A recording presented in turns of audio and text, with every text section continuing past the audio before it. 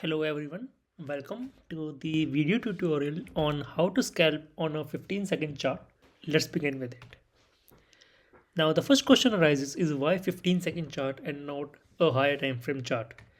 The first reason is when we trade on a smaller time frame, we have a smaller stop loss comparatively as compared to if we trade on an hourly chart or a 15-minute chart, and we can enter and exit the trade very quickly because we are on a 15-second chart. Our stop loss is on a 15-second chart, and our target would be on 15-second chart. So yes, there is quick entry and exit. Third, we have a lot of potential setups on a 15-second chart, so you can backtest easily, know your trade very well, know your setup very well, and eliminate those which you do not think is a right fit for you.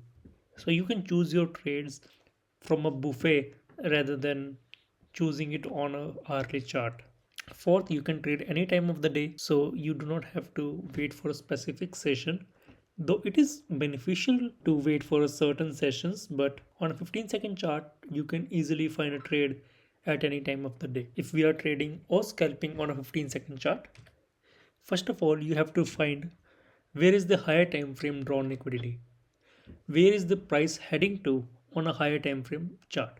So yes, while we are trading on a 15-second chart, we have to know where is price going based on the higher time frame, that is weekly, daily or hourly candle. Is it going to go higher to a certain inefficiency or liquidity, or is it going to go lower because there is a liquidity or relative equal loss below the current market price? This is the main thing you have to know before you start scalping. And now scalping doesn't mean that you can trade either side of the market. Yes, you can have short scalps, but majority of your move or the best setup will form based on the higher time frame. Now third thing you have to know, and this thing really increases your chances of being profitable or the trade being profitable, is that there must be a stop hunt on 1 minute or 5 minute time frame. If there is a stop hunt on 1 or 5 minute time frame, then it is very easy to know that you have a high chances of success on this trade. The premise of the trade idea is, you know, the higher time frame drawn liquidity. Let's say it is going higher. Okay, so you have, based on the higher time frame, you have now derived that price is going to go higher to a certain pool of liquidity, and there is a stop hunt on lower time frame, that is 1 or 5 minute chart. What does the stop hunt mean? A stop hunt means if we are bullish, then price has taken a previous low and failed. Now this is the important part. Price has taken a previous low and failed to continue going down lower, but it crossed below a low and then closed above that low. It doesn't need to do that in the same candle. Let's say in a couple of candles or 3 or 4 candles, it went down a low but came back up and closed above the price which was the previous low. And if we have relative equal highs above, then that is a really high probability trade setup you are looking at. Ahead, we are going to go through and look at this in a chart. The orange line you can see is the previous low and price taking that low. This is a Nasdaq E-mini futures chart, a 1 minute chart. So your trade premise is, we are looking for a stop hunts on 1 minute chart, and entry you can take fair value cap entry or a order block entry on 15-second chart. Orange lines, based on orange lines, you can see how many times the price has cleared up previous low and then went higher. You can pause the video here and look at every one of these lines and see where the price had a stop hunt and went higher. The stop loss in this case would be below the low of the candle, and that your target should be the first swing high.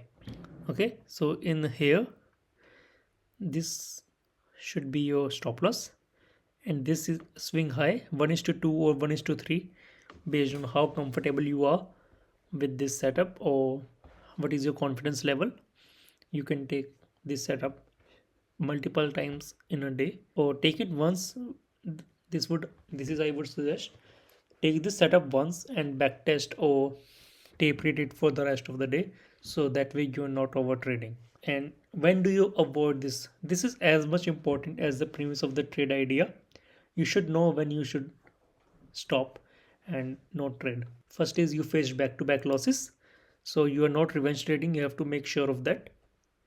If you are having a back to back losses, you should avoid trading for the rest of the session and come back with a fresh mind. When your higher time frame bias is not clear, when you do not know why the price is going up or down, because there is liquidity or relative equal lows and highs on both sides of the marketplace. In that condition, we have to wait for the price to clear one side, and then it is when it is cleared that price is going in the opposite direction, we can take our setups over there.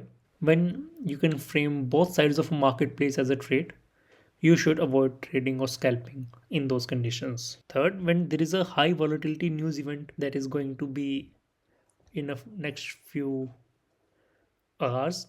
So let's say there is a CPI in an hour or two. So you should avoid scalping in those conditions. The markets can be highly volatile, and you cannot, there is a high chance that your stop loss would be hit multiple times. And you should not trade near the market open because there is a high amount of manipulation and high volatility. This is for a beginners. Once you are graduated from this and you have a experience under your belt, you can trade the market open and market close. These are the times where there is a high amount of liquidity and volatility in the market.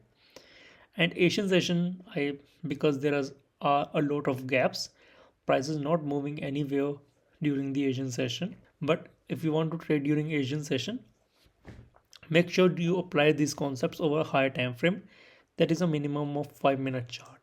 And this is the most important time. If you are bored and want to make a quick buck, trading is not for this. Trading is a game of patience. You should not try doing it because you are bored or you are in a supermarket and you have a few minutes of time to spare and you think that, yeah, I can do a scalp in these few moments. You can, but that is not a great idea. Thank you. Until next time, like, comment, share, and subscribe to this channel. I will have more tutorials coming on well how to trade during different market profiles. Example, during consolidation, during reversals, during retracements, how to scalp in those conditions. What are the different models you can use to scalp in those conditions?